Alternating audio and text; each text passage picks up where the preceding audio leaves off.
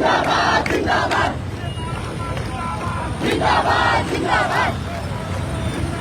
जिंदाबाद जिंदाबाद पाइदैन पाइदैन पाइदैन पाइदैन पाइदैन पाइदैन जिंदाबाद जिंदाबाद जिंदाबाद जिंदाबाद जिंदाबाद जिंदाबाद जिंदाबाद जिंदाबाद जिंदाबाद जिंदाबाद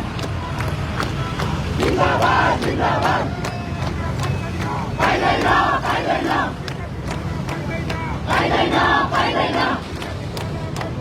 पाइदैन पाइदैन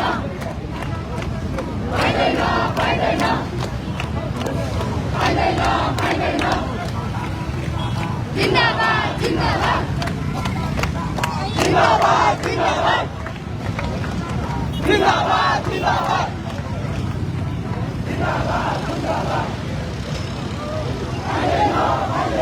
यति बेला हामी यो पृथ्वी चोकबाट यहाँहरूलाई हामी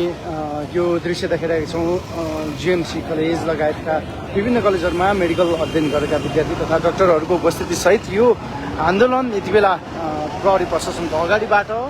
भर्खरै मात्र यो आन्दोलन अब बिस्तारै लम्किरहेको अवस्था छ। सभागृह चोकतिर जाँदै गरेको हामी देखिरहेका छौँ। यद्यपि जिल्ला प्रशासन कार्यालय कास्कीले भने भर्खरै मात्र कर्फ्यू आदेश जारी गरेको छ र 10 बजेबाट राति 10:30 बजेसम्म कुनै पनि समूहमा आएर यस क्षेत्रमा कुनै पनि कार्यक्रम नगर्नको लागि सम्पूर्ण रूपमा यो कर्फ्यू आदेश जारी गरिसकेको छ भने यो अबको अवस्था कस्तो हुन्छ त्यो भने हेर्न बाँकी नै छ।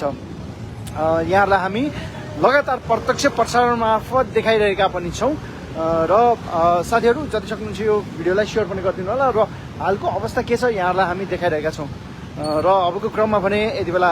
नेपाल प्रहरीका साथीहरू धेरैजना तैनात भइसकेको अवस्था छ। यो सुरक्षा चुनौतीको हिसाबले पनि हुनसक्छ